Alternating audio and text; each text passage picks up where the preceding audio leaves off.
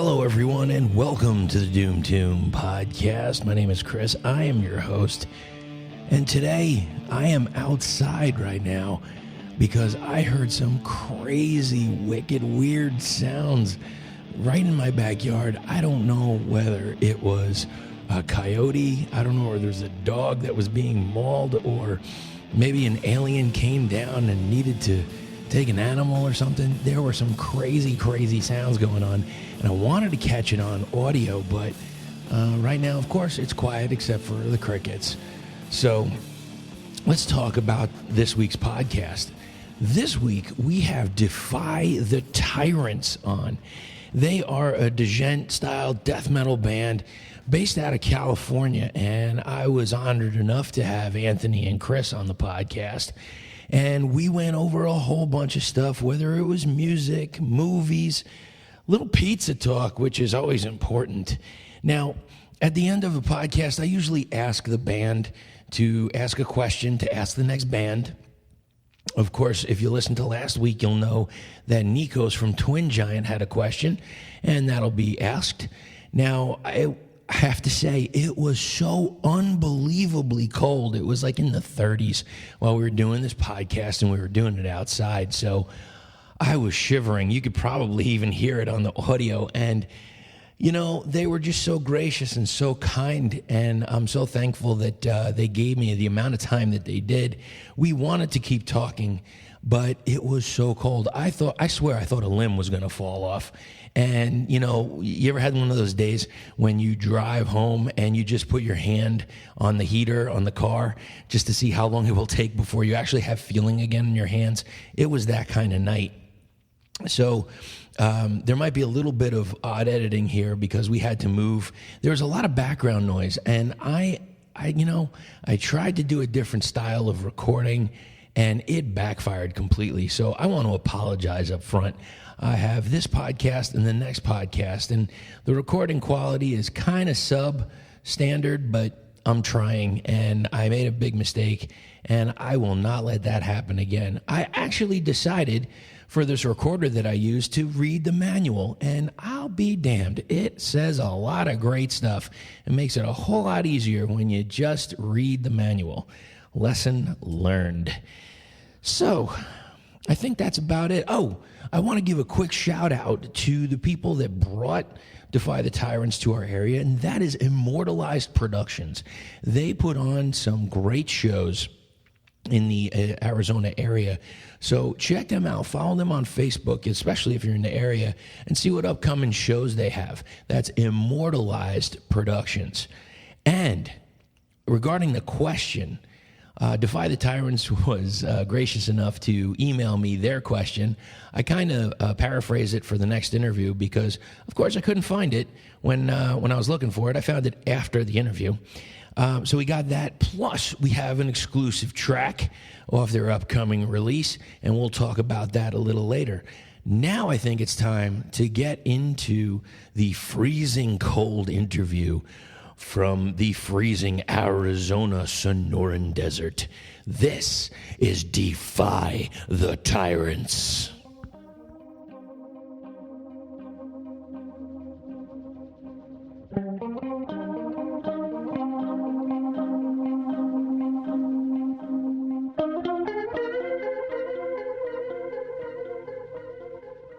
We are at the Blues Bar in Phoenix, Arizona, with members of Defy the Tyrants.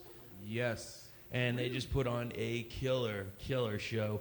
Gentlemen, could you please introduce yourselves? I'm Chris Maddox. I'm the vocalist. And I'm Anthony Espadasa. I play guitar. And how long have you been a band together? Well, the band started in the summer of 2017 with myself and our drummer Brandon Lobb and our bass player Alberto LaFarga.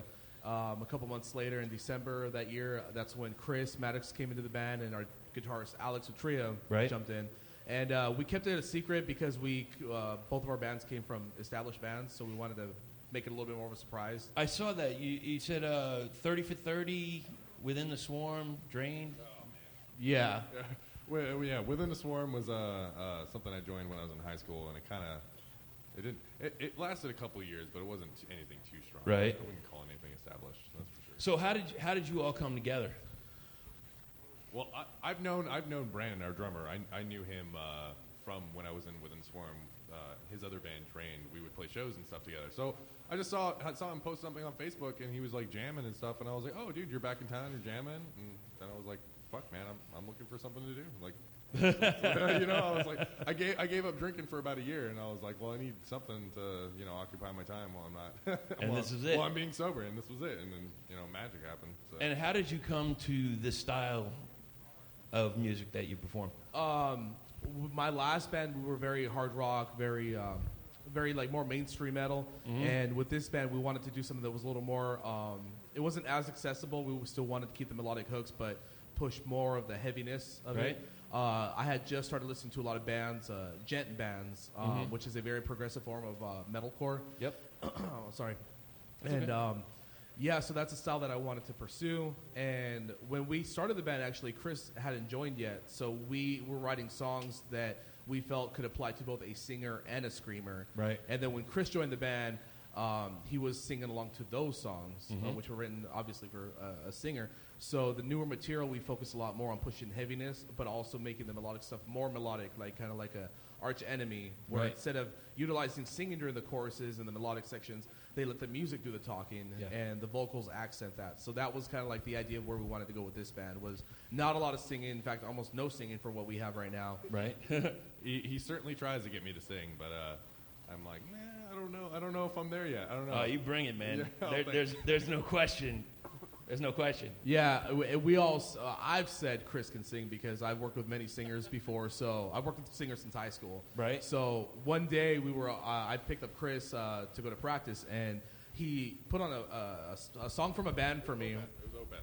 It was an Opeth track, and I was humming to it, or no, I was whistling. I was whistling to it, and he was like, "Oh, you can keep a melody. Oh, you can keep a pitch." I was like, "Yeah, but I don't know if it'll sound good if I actually start fucking singing." Like, This is how good it sounded. Was I'm listening and I'm not looking at him. I'm driving and I hear the whistling and I'm like, that sounds really cool. And I actually thought it was a part of the track. And I look at him and he's puckering up his lips and I'm like, holy shit, you're actually doing that. And I was, wow, dude.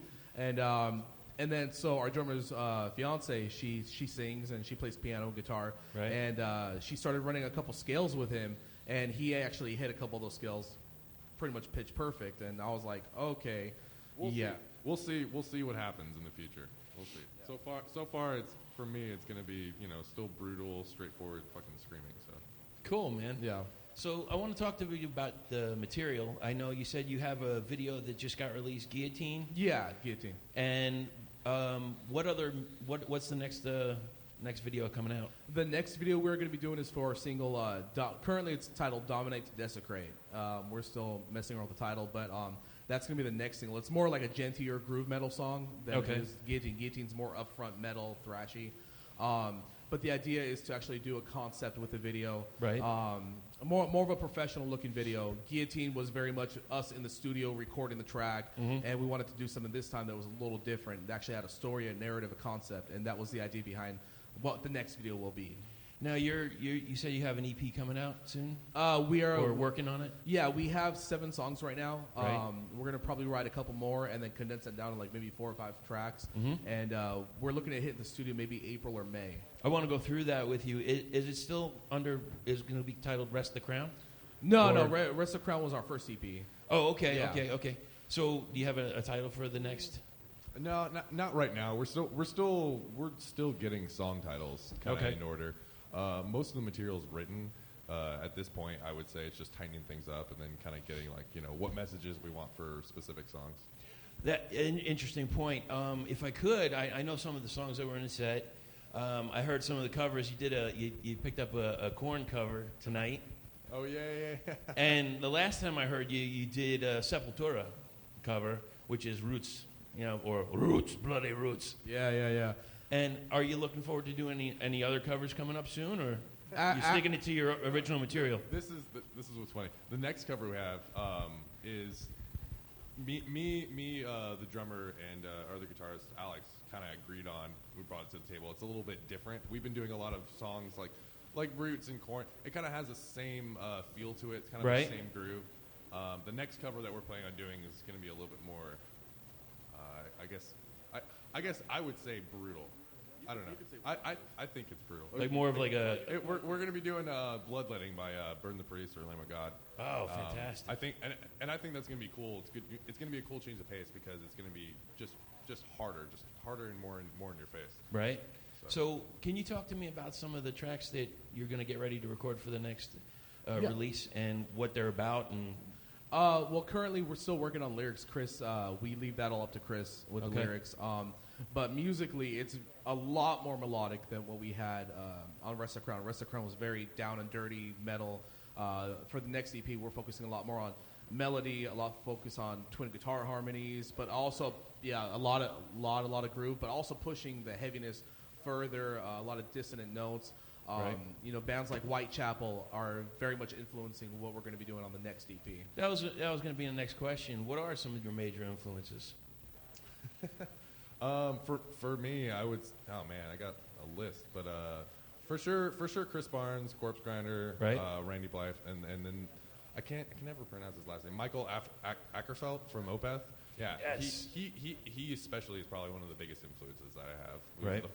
It was Bloodbath was the first death metal band I ever heard of when I was like 14.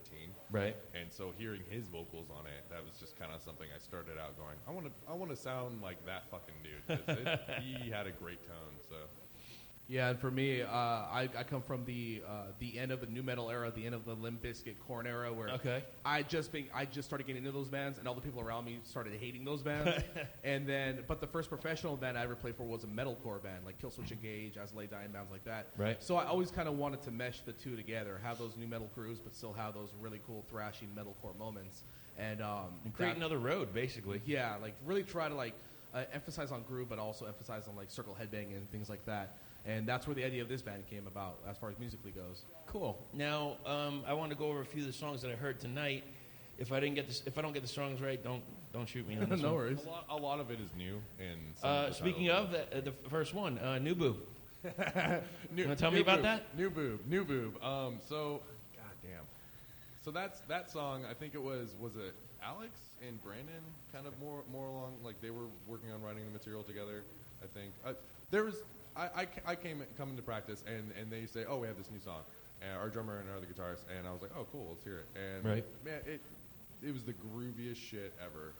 Lyrically, I'm more going towards like kind of like fundamentalism and ideology, and kind of how that, you know, the negative aspects of that. Okay. But it just, when I go off like what I'm gonna like do for lyrics, I always listen to the song and how does it make me feel? What does it make me think? And so for this song, for New Boob, it's not the official title, but for that song, it's kind of like straightforward, heavy, fucking groovy and fast. And so it just, I don't know, sparked kind of like, you know, kind of like I can do something deeper with this song. Well, and that brings me to a point of like, where do you get your influence for? Are you the main lyricist? Mm-hmm. Okay, yeah. Where do you get your inspiration from?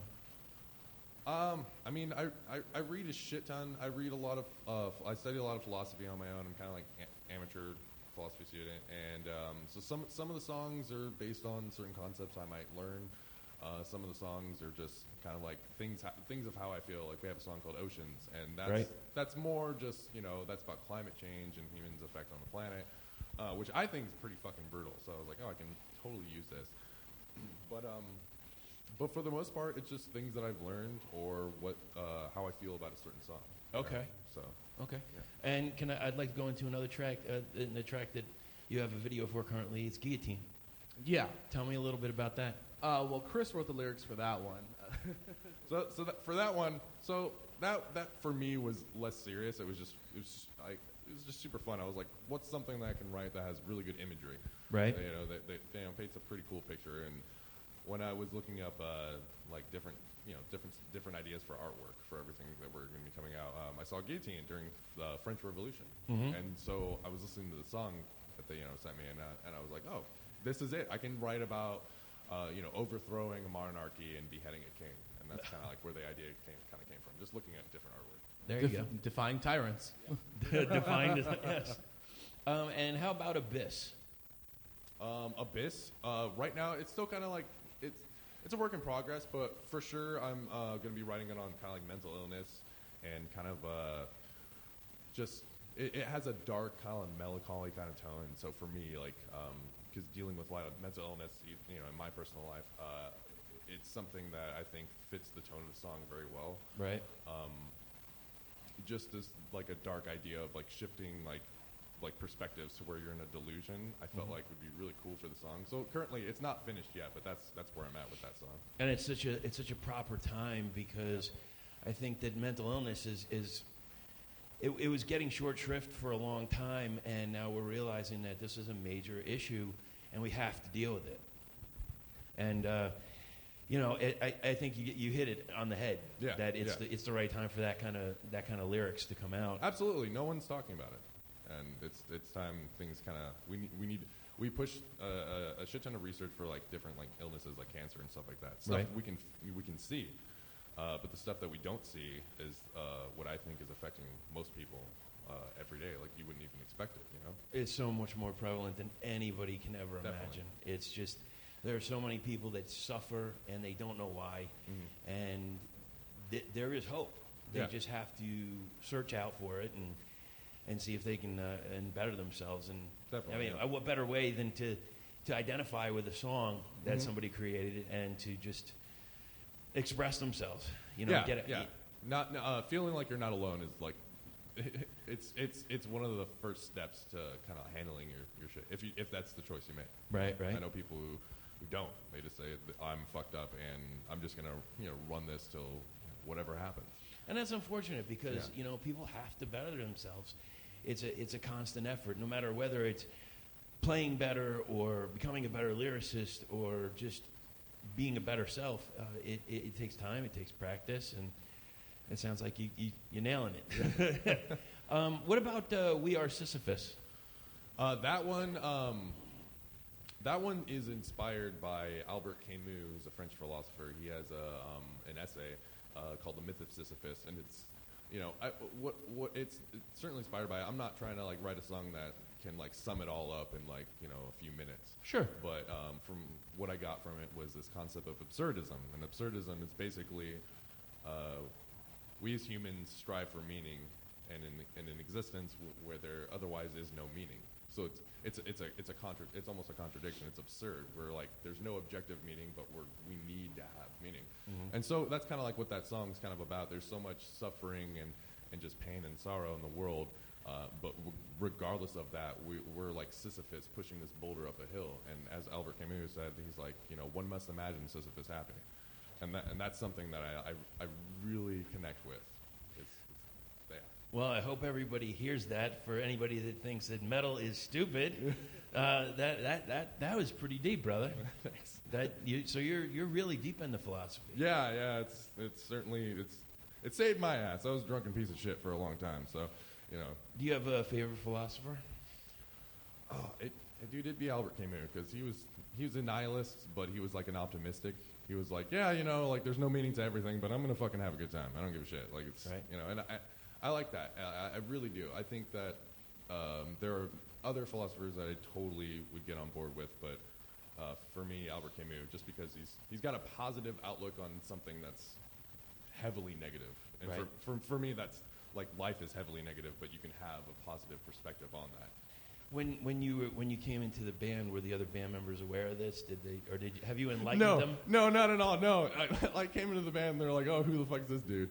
And Brandon kind of knew me before, but I was just telling him, I was like, "Dude, like I haven't been in a band in a while. It's been a few years. Like I did shit on and off," and they're like, "Sure, let's give it a shot." And it was I slowly, like I was like, "Okay, I need to like feel out where everyone's at." Like, right. I'm not going to be like, "Hey, I had an addiction problem, and here's that all of a sudden for everybody." But you know, we talk sometimes about that shit. You know, as long as it's not a problem, it doesn't really come up too often. Now, are there any other songs that you have that are ready to go for this next release? Or are you still working out on some lyrics and stuff? Most of the lyrics are still being worked on. As far as musically, we have maybe 4 out of, I want to say the 6 or 7 that we have are pretty much ready to go. But yeah, still working on lyrics. As you can hear, our lead singer gentleman is very articulate and very intelligent with his lyrics, so he needs to have a little bit of time to figure out what he wants to say. Now, he also, kind of before we started, he had a little bit of a discussion about Star Wars. Is there something you want to share with the group here? I love Star Wars. That is my passion. Okay. And it's fun. We all grew. I feel like even as a millennial, we all kind of grew up seeing Star Wars. It's just, for me at least, it's such a huge and nostalgic type of thing. Right. Yeah, exactly. So it's just part of it's part of my childhood. So and when I quit drinking, right. I mean I started drinking now, but I stopped for about a year. But when I gave myself that break, I was like, what do I do? What do I do with my time? Like what's happening here? And then I was like, oh fuck, I love Star Wars. So then I just started fucking looking up all sorts of shit. I just was all about it, What was your favorite Star Wars? Which one? Oh man. Or That's is there one? difficult. That's difficult. Oh shit. ahead. Okay, so I love the prequels, and I Right. know people talk shit on the prequels all the fucking time, but Revenge of the Sith is one of the best Star Wars film, I think. And the latest one they came out with, Episode 8. I really fucking like that one. Okay. And yourself? The last one, Episode 8, The Last Jedi. Prior to that was Return of the Jedi. Yeah. The Last Jedi I thought was the most emotionally complex, the most intricate plot-wise, the best acting, the best performances that we've had in any Star Wars movie. And I felt like a lot of even the action scenes were the best. It was so detailed the way what was it? God, what the hell is his name? Ryan Johnson. The way Ryan Johnson was able to bring an indie, because he comes from indie film, right. And the way he was able to bring that aesthetic into a Star Wars blockbuster for me was also amazing as well. It's a whole new genre. I mean, like I'm obviously older than all you guys here by a long shot. So I remember going to the theater to see the original Star Wars and falling in love with the first three. Yeah. And then when the next the fourth, the Phantom Menace, that's a prequel, right? That's episode 1. That's considered a prequel. Yeah. Yeah, I waited for a while because I heard all the drama about Jar Jar and it's like, oh, that's the worst part of it and don't go to see it. But I still loved it, man. It's just an epic tale that's, it's gone on for 40 years now. Yeah. It is insane. I don't know how many franchises we have that are like that. I'm sure there's a couple, but like it's still pretty cool. Maybe if people bring Halloween around again. What were you thinking? The current Marvel movies, the MCU, they call them the Marvel Cinematic Universe. It's been going on for 10 years already. Prior to Iron Man, we had Marvel films, Daredevil, things like that, Blade. But the current Marvel Universe started with Iron Man, and it's developed all the way to the current Black Panther movie. It's all one saga. It's all one mythology. It's these movies that interconnect story-wise. And I feel like these Marvel movies are going to be the next Star Wars movies in another 20, 30 years because this is what the generation is growing on. As much as Star Wars is beloved by the fans and the band, we all love Star Wars. Right. I feel like the Marvel movies are having a significant impact on the current culture, the current generation that we have, more so than Star Wars has. And I feel like the current Marvel movies will be the next Star Wars movies. This sounds like you're really knowledgeable about this. So I know we might be going down a rabbit hole, but. Yeah. So I'm not saying it's going to overthrow Star Wars. What I'm saying is the impact that Star Wars had. I feel like the current Marvel movies, that's what's going on right now. You're saying they're going to be culturally relevant just to like other generations down the line, just as Star Wars was for like the last 4 decades. Exactly. I'm not saying they're better or worse. It's just that's all I'm saying. So did you see Black Panther? I saw it. I saw it twice opening weekend. Tell me about it. Loved it. Ryan Coogler, who's one of my favorite directors, I fell in love with his films. Fruitvale Station, very dramatic indie piece that came out a couple years ago. Right. He did Creed, the new Rocky Balboa franchise, and he was given the reins to do Black Panther. And what he did with that movie was unprecedented. It's never been done before. A movie that it gives African Americans a voice. And a lot of people say Black Panther isn't the first superhero. We had Blade and Cyborg, and there's multiple African American superheroes. Right. But Black Panther is the first one where all the women are strong. There is no the sexuality isn't being presented as such. You have a storyline where all the African American actors are powerful. There's African council. There's an African king. I don't know how to say it. I don't know if you probably. So again, with like you were talking about mental illness before, like this is the right time for this movie. Yes, and this movie's having an impact. Definitely. Yeah, I work at a school, and I work with a lot of African American kids, teenagers, not children, teenagers, I guess. And this last week, all they've been talking about is Black Panther. Really? That's all they've been talking about. And the teachers, the African-American teachers, are now introducing African culture into their classes, which they didn't do before, because now these kids are interested in learning about their culture, what was stolen from them. They want to learn about this. And I don't just feel like it's happening in my school. I feel like it's happening around schools all over the country. Right. And I feel like this movie is having a significant impact on the current generation, more so than any Marvel film. I even saw it when, like the Sports Illustrated, for years and years, they had the swimsuit issues. And the recent swimsuit issue is out, and it's all about female empowerment. Yeah. About rising up and, et cetera. And it can't be at a better time. Yeah. It just can't be with the current, I'm not really personally political, but it might not be the best for everybody. That's their own business. Yeah. But there's ways to rise above and take a stand with things. I want to just switch gears for a minute. I always like to talk a little bit about gear. So what equipment are you using, or is there something you're looking forward to getting?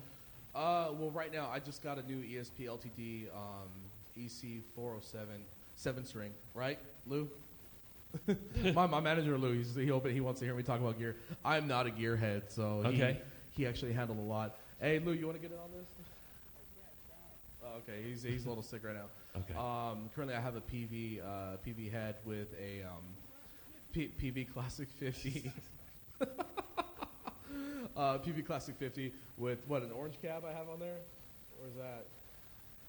I don't know, man. We Lou provides a lot of the equipment for the band, so we juggle a lot of the equipment. I had an orange, what was it, mini Terror, Tiny Terror, an orange Tiny Terror. It's like the sound from the back. Yeah, and an orange cabin. So I had like an orange setup for a long time, and now I'm getting I got that PV setup now, which is pretty awesome. It has a really thick sound to it. Right. And yeah, I use Kirk Hammett's signature Dunlop wall pedal, which is one of my favorite pedals I have. I use delay reverb pedals. I like to have a lot of color in my. I'm the one who brings in like more like that spice to the songs, like just like those leads that have like that extra. And do you feel that that's supportive, like that DeGent kind of oh style? Yeah, definitely. Yeah, there's a lot of atmosphere that they bring to that style. That's kind of like what I'm trying to bring to the band right now. Yeah, it brings the melody, definitely. So with your music and going into another style, do you guys have any like guilty pleasure style music? I hate using the term, but yes, we do. But I'm what did he say? What did he say? Said Nickelback. Nickelback. Yeah. Huge Nickelback fan over there. All right. Me, I get made fun of a lot because I probably have the weirdest. Not the weirdest. I think Chris has the weirdest taste. I have the more mainstream taste. So for me, it's like Nickelback. I love Nickelback. I love Limp Bizkit. I love Godsmack. Like I love those bands. Those are the bands I grew up on. Sure. So that's what I was exposed to at a young age, and it still impacts me as a songwriter now. I understand they're pretty much hated by the entire world, but I still love them. Somebody's buying their records because they're making millions. Yeah, and they go on tour, and people go out and see them. And what about yourself? It sounds like there's something going on. So, I mean, I don't feel guilty for it, but, I mean, I could see how it would be kind of like, random as hell. I love Mac DeMarco. He's like a folk, indie rock. He does so much different stuff with his music, and it's just him. As far as I know, it's just him, and he does really cool stuff. It's not metal by any measure, but it's just something chill to listen to. But, well, there was a band that played here earlier, Crippled Ninja. Yeah. And I got to talk to them, and they said that they had a lot of influence in jazz. Yeah. And the lead singer was actually saying that there is a song, and I actually heard it, where it's a faster waltz. Like you could actually waltz to their music, but it's just sped up. Yeah. And you can grab from any other genre to create something for yours without question. I mean, you don't have to listen to Tech Death or Death like every day or DeGent or what have you to form, your next style. And maybe some, it'll like draw something else out of you. Yeah. That's like you see bands like Animals as Leaders or Skill Summit. A lot of proggy instrumental bands. A lot of that has to do with jazz. Without a doubt, you couldn't have those bands if they didn't have a jazz base at least.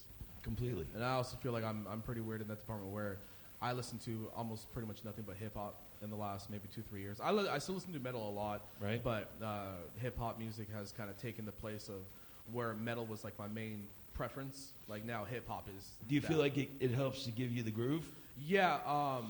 Well, like I said, I started with Limp Bizkit, so anything I do has to have that groove. It has to have like that pop, that bounce to it. Right. I need to be able to headbang to it, but I also need to be able to bob my head to it as well. So that does affect a lot of my writing. There's a song we played tonight that the working title is Bitch Planet. And the main riff was actually from a hip-hop, because I write some hip-hop on the side for myself. And I don't rap, I just write beats. And the main riff actually came from a bass and a snare hit. It was like a really hip-hop beat. And I was like, what if I throw like a gent riff over that? And I threw it over it, and I was like, yeah, I should probably start writing this song for the band. This will work. That's how it happened. So hip-hop does influence my writing in a rhythmic sense. What are you listening to now? Right now, definitely the Black Panther soundtrack. It was produced and with additional songwriting by Kendrick Lamar, who I think is a fantastic hip hop artist. Did you see Kendrick? Was it at the Grammys? Yeah, that was an incredibly powerful performance. Yeah, and the thing that catches me, and I see it every once in a while. Like I love seeing a great band, and I love them putting on a great show. And I have to admit, when I see some of the award shows, I could do without the dancing. Yeah. I could do without all that shit.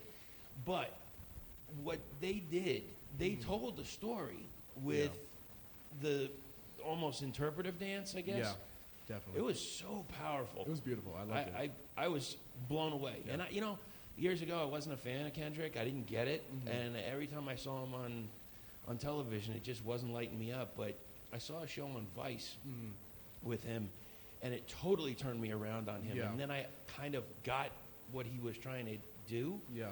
It made it so much better for, well, not to be selfish, but it made it better for me. Like I could actually understand it as an elder statesman, as an older gentleman. Yeah.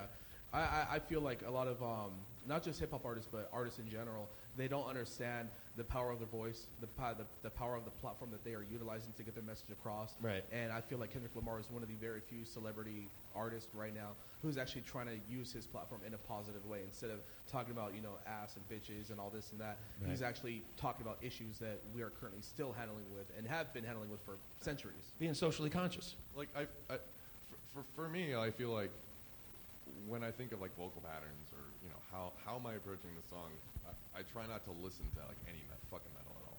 Right. I listen to like beats and like other like kind of mellow or hip hop type shit. But definitely like you want for me at least, I want a clean slate. I want to approach this like what's this bare, more like primal approach to a song versus like, oh, I listened to Lamb of God yesterday. This riff reminds me of Lamb of God. I should do this. Yeah, and then you might become like not derivative, but like you might take a little bit and not realize it. Like it's like a comic going to see comics all the time, and then they might take a little material, not even realizing it, and they think it's their own, but they actually just heard it, at another comedy show. Yeah. So I want to go back to the movies for just a minute. So what do you think if you were to be on a soundtrack? What would you want to be on? Oh man, fucking John Wick. Really? John Wick, man.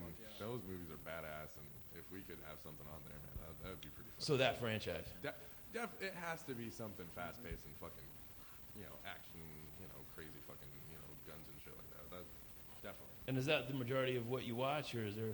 Because you mentioned indie movies a couple of times, and that's pretty interesting to me because I don't hear a lot of people talking about it. I'm a huge indie fan.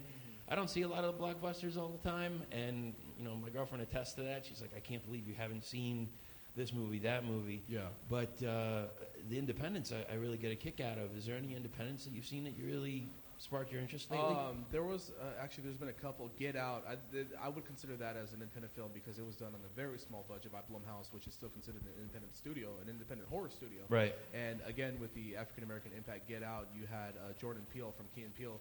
First-time director is now being nominated for an Oscar. I was blown away. Yeah. I mean, I've watched Key and Peele. I've laughed my ass off watching it. Yeah. And to hear him I can't say it was horror, maybe like suspensey, but more suspense thriller. Yeah. I loved it. It was amazing. It was great, and some of the what do you call it? The like not the sneak attack, but like the big the reveal. Like when you saw this reveal and then this reveal and then this reveal, and you're like, Oh, okay. Yeah. All right, cool. Yeah, a lot of how I'm exposed to indie films is through. I follow a lot of movie news, a lot of Collider.com, Collider Movie Talk, Screen Junkies, things like that. And a lot of times they'll be talking about, because right now a lot of the bigger franchises are giving smaller name directors like Colin Trevorrow, Ryan Johnson, Ryan Coogler, a way to do these blockbusters. And so when I hear Ryan Johnson did the new Star Wars, I'm interested in seeing his previous work, which is, I believe, Batteries Not Included. Ryan Coogler, obviously, with Fruitvale Station. Colin Trevorrow, I forget what film, but I did see his previous film, too. So that's how I'm exposed to, just like with music. Like I'll hear a band, when I was a kid, I would hear a band and buy the CD, and in the linear notes it would say, you know, thank you to Korn, Limp Bizkit, so on and so forth, Primus or whatever. And we're like, that was like my Wikipedia when I was a kid. And so in many ways, how I'm being influenced by watching indie films is like how I was influenced with music. Do you think that you sound like you're so into it? Do you think that might be an avenue in the future? Like you might get into something with film? Well, when I was a kid, I wanted to be a film director. Okay. Spielberg was obviously the number one for me, and I never really got the chance because once I became a teenager, music came into my life, and I started playing guitar, and that kind of came to the forefront. It was only in recent years how I started being interested in actually pursuing film. Right now, it's very, very, very, very small. It's a very small ambition for me. I just directed our first video for We Are Sisyphus. I did the directing and editing for Guillotine, and I'm going to be doing the directing and editing for our next single, Dominate. So it is something that I'm kind of dabbing my feet in a little bit. I've also been asked by a couple bands in our local area of San Diego to direct videos for them, and I'm kind of like trying to wait until I have my chops together first. Sure. Yeah, because it's a lot of work. Sisyphus took me a month to edit that thing, to edit a 4-minute video.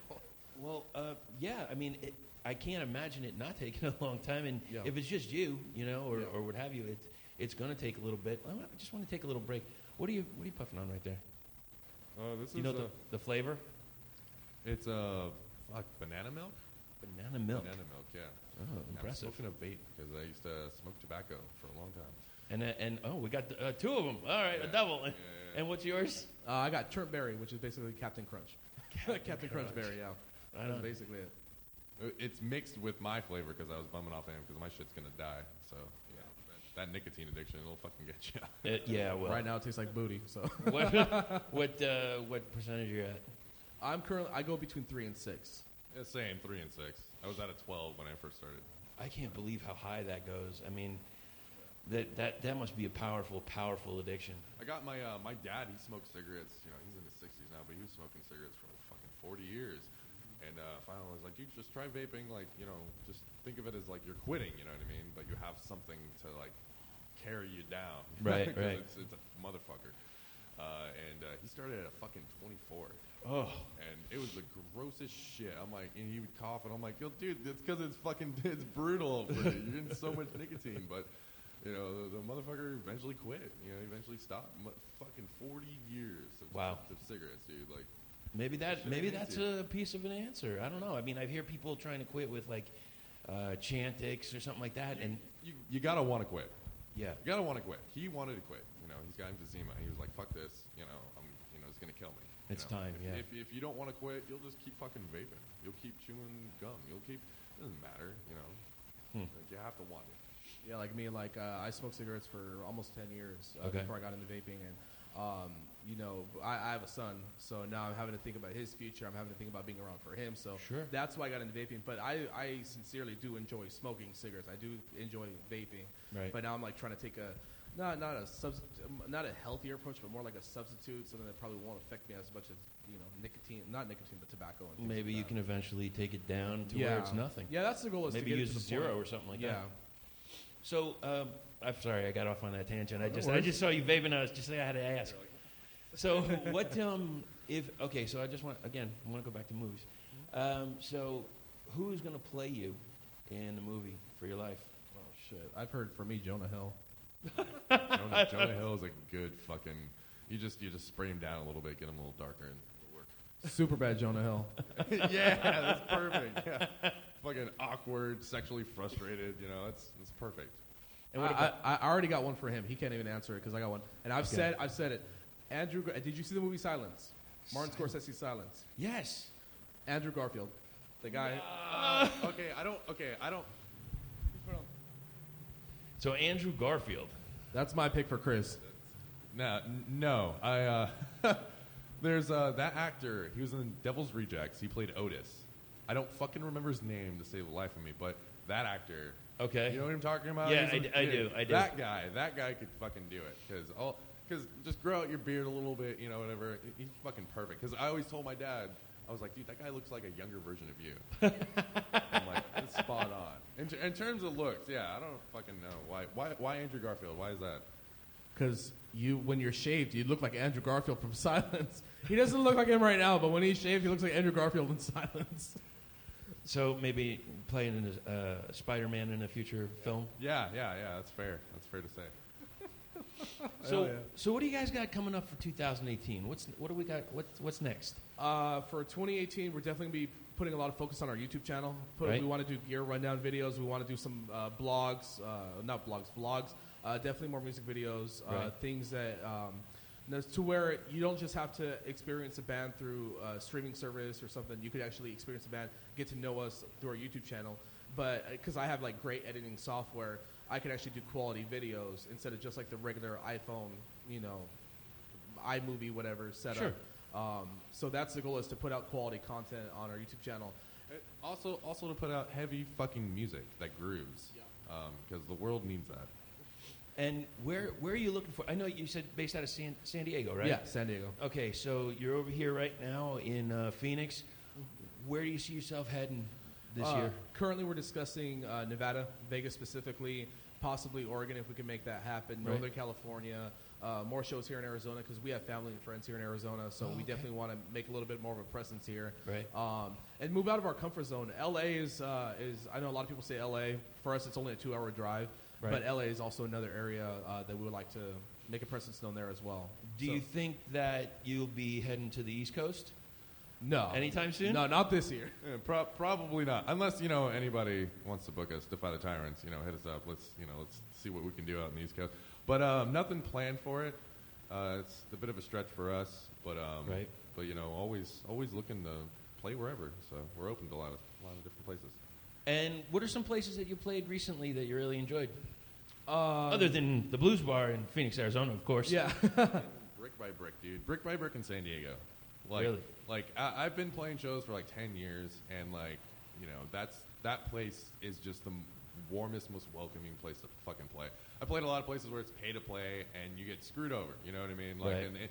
And the booking agents and the people who run the place don't care about their fucking musicians. But Brick by Brick, they fucking give a shit. The sound guy gives a shit. The fucking owners give a shit. The owners are working the bar, you know, and they're pulling huge acts. And that's cool. That's cool to see, at least in our backyard. And there's another reason why Brick by Brick is also really hot, and why they're also not just trusting a lot of bands, because a lot of the pay-to-play comes from booking bands that can't pull, and the venue gets fucked over. Sure. So what Brick by Brick is doing is they're not only trusting the bands, but they're showing respect to the San Diego music scene. A lot of it is because they are famous San Diego musicians. They're former musicians from As I Lay Dying, currently of Woven War. The guitarist Phil, the drummer Jordan, and God, I don't know why his name escapes me. The dude's from As I Lay Dying. That's close enough, yeah. Yeah, everybody with Tim. For obvious reasons. Yeah, they bought the bar, and they kind of rebooted it and got this whole new staff, and they're just so, like what Chris said, so welcoming. And it's been one of our favorite places to play at, definitely. Do you think that's specifically because they were a band and they knew the trials and tribulations of dealing with it? And Absolutely. But also, too, they have friends that are musicians in the scene in our area, so they do hear the word from the community. They do hear, Brick by Brick hasn't been doing good, or certain venues haven't been doing good. They do have their ear to the ground on that. Right. Yeah. Well, gentlemen, I know it's really fucking cold out here. Yeah, it's pretty fucking cold. My balls are inside me right now. I don't know how cold it is. I just got just a few quick other things. No problem. And then we'll tie this up because it's got to be 40 out here or something. Probably. I don't even know. It's 40 right now. Oh yeah. All right. Cool. So with every band that I talk to, I ask them to please give me a question to ask the next band. Mm-hmm. And the question that was given to you is very basic and very simple. Okay. It's, what is your favorite topping on pizza? Mine would be, does combo count? I don't know. Go- For me, olives. Olives. I love olives. Just a straight black olive. Yeah, black olives. Yeah, Okay. definitely. Pineapple. I'm one of those. Pineapple. One of You know those what? fucking guys. I have that issue with my girlfriend. She back and forth. I just tease her with it. You know, I could use a little pineapple on here. She's like, pineapple will never exist in this house, not as long as it's on pizza. Now, is there, other than the topping, is there a specific style of pizza? Like, would you be down for a margarita? Are you more meat lovers? Oh man. I am definitely more meat lovers.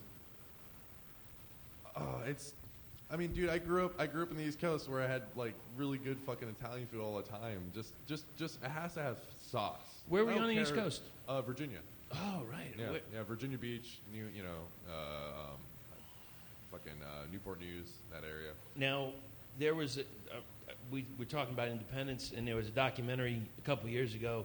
I think Johnny Knoxville did it, or with somebody else. It was called The Wonderful Whites of West Virginia, I think. Oh man, I don't know. Yeah. That was a crazy documentary. Horrendous family. Go check it out. And I just, as soon as you said Virginia, it reminded me. Now, I know you have a podcast as well. Yes, sir. Can you tell me a little bit about it? Yeah, my podcast is called The Rockin' Comics Podcast. It's basically a show where I discuss my favorite comic book movies, favorite films, movie news. I do like top 5 rankings. He also does band podcasts where we talk about, you know. Yeah, I've had the band on several times. We also talk about metal too because Sure. I wanted it to be multi, where it's like, yeah, we're talking about movies, but we also talk about music too. That's Rockin' Comics. There you go. So I've had the guys on, and we've had a lot of fun. Actually, the band podcast were some of my biggest hits. So Say the name of it again. The Rockin' Comics Podcast. Okay, and how can everyone reach Defy the Tyrants on social media and et cetera? All right, so our Facebook is facebook.com/Defy the Tyrants. Go to your search engine, just type in Defy the Tyrants. We're also on Instagram too. That's at Defy the Tyrants, and we're on Twitter at Defy the Tyrants 1, like the number 1. And where can they grab your merch? Just we're currently at our shows. We're in the process of setting up an online store, so that should be maybe within the next 3 to 4 months. Hit us up on Facebook if you want merch. You know, we'll get the messages and we'll make it work. Yeah, we have plenty of shirts. They're $10. You know, we have all sizes. So. Awesome. Well, gentlemen, thank you so much for dealing with this. Thank you I very know much it's for having cold us. as balls out Yeah. here. Hell Well, yeah. maybe not yours because they're sucked up, but but I appreciate your time greatly, and I can't wait to see you guys again in Arizona. Thank you very much for having us. We Thank you look forward very to meeting much. you again. Take care. A big thank you goes out to Anthony and Chris and all the members of Defy the Tyrants. You put on a great show, and you gave a great interview, and it was in the depths of the freezing hell that is winter Arizona. So next week we have the Year of the Cobra, and that was another great interview. And again, I apologize for the recording quality. I'm not going to do that again. I have learned my lesson. That was another on location at the Rogue Bar in Scottsdale, Arizona. So, what are we going to hear this week? Defy the Tyrants have given me their current single, Guillotine. It's also available on YouTube, so go check it out. This is Guillotine.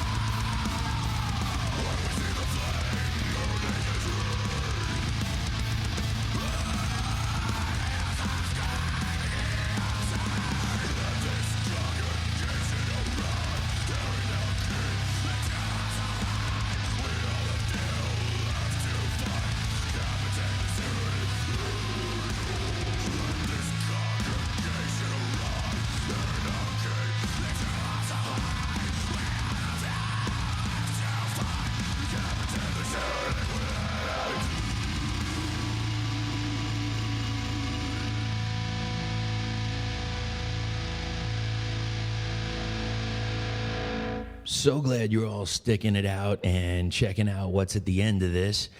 I want you to check out this band if you haven't already. They're called Brume, B-R-U-M-E, and this song is off of the DHU sampler from Dark Hedonistic Union Records. This is Shadows.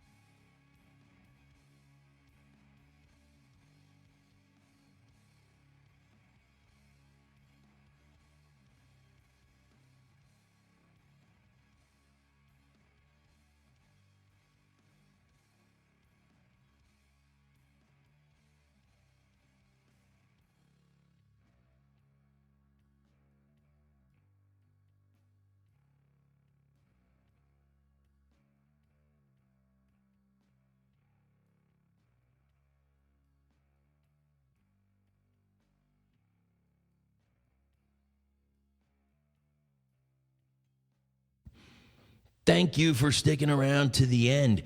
I so much appreciate it. Appreciate all the kind words and the incredible amount of downloads this week. Thank you so much. I really appreciate it. The word is getting out. If you need to reach us, you can do so at doomtombpodcast@gmail.com. You can also reach us on social media at doomtombpodcast. Check it out. You'll see some live videos from the shows that I'm going to, and you'll see some dates coming up for upcoming shows or merch or whatever. We'll all have it up there. So until next week, keep going to the shows, enjoy yourselves, and have a great week. We'll talk to you soon, and doom on.